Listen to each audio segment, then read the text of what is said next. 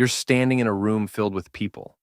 Conversations buzz around you like a symphony of voices, but none of them include you. Your heart pounds, your palms are sweaty, and every word you think of saying sounds wrong in your head. It's not that you don't want to join in, you do. You're just not sure how. Now imagine something different. You walk into that same room, but this time, your presence is magnetic. People turn toward you, eager to hear what you have to say. Conversations flow naturally, and you leave feeling uplifted, not drained. The best part, this isn't some impossible dream. It's something you can achieve with a few simple strategies. Let's break it down. First, let's clear the air. The idea that some people are just born good at communication, it's a lie. Picture the most charismatic person you know, the one who lights up every room they enter. Odds are they weren't born that way. Somewhere along the line, they learned what worked, practiced it, and kept improving. Here's the secret.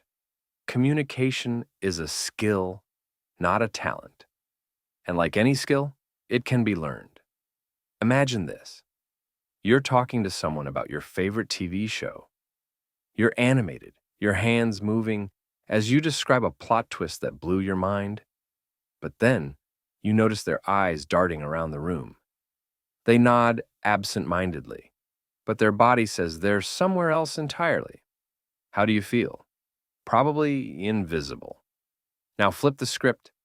What if, instead, they looked right at you, nodding at just the right moments, their eyes alive with interest? What if they asked, "Wait, what happened next?" Suddenly, you feel seen, heard, valued. That's the power of active listening. It's not just about hearing words. It's about showing the other person that what they're saying matters. To practice, start with small changes. Keep your phone out of sight during conversations. Make eye contact. Not the intense staring kind, but the warm, engaged kind that makes people feel safe. React with genuine curiosity. Try saying, "That's interesting. Tell me more."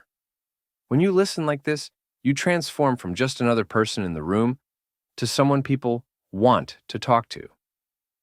Picture this. You're at a party and someone says, "So, what do you do?" You answer and the conversation dies.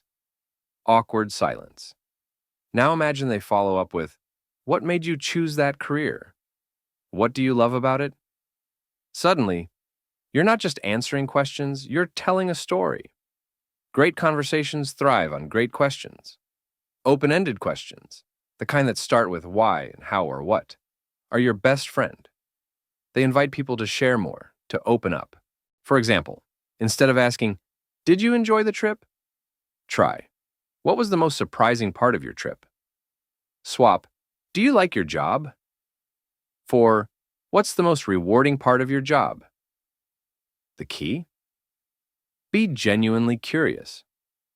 When you ask thoughtful questions, people feel valued, and they'll remember you for it. Think of a time when someone's words said one thing, but their body said another. Maybe they said they were happy, but their arms were crossed, their shoulders tense.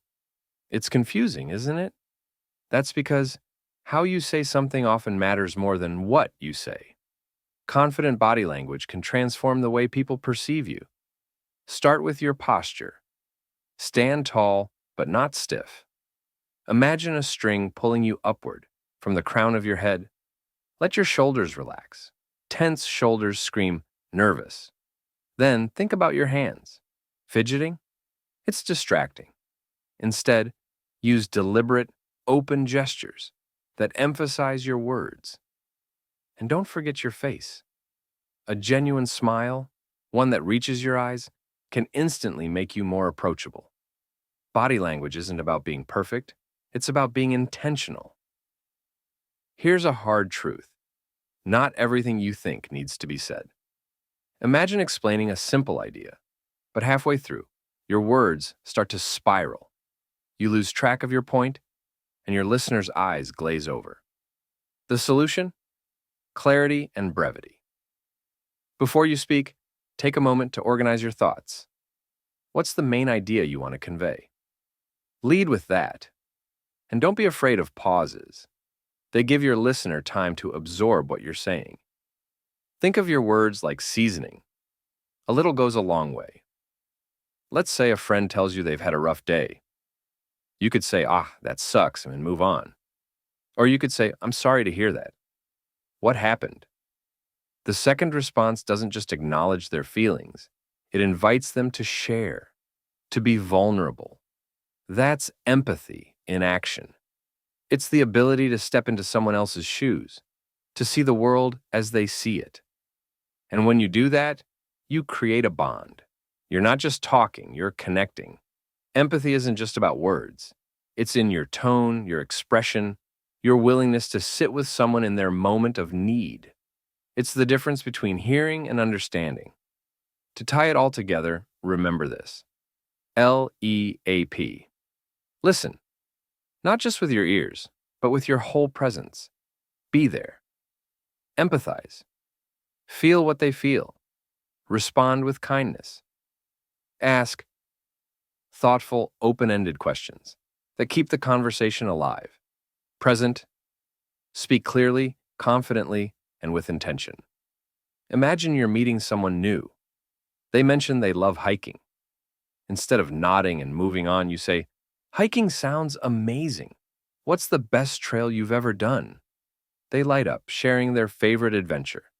You listen, ask follow-ups, share your own story briefly, and the conversation flows. That's the magic of LEAP in action. So here's the takeaway. Improving your communication skills isn't about being perfect or knowing all the right words. It's about showing up with curiosity, empathy, and intention. Every time you actively listen, ask a thoughtful question, or use confident body language, you're building stronger connections. And those connections, they're the key to a richer, more fulfilling life. Ready to keep growing? Let's tackle the next challenge together. Stick around to learn how to feel even more confident in conversations. It's easier than you think.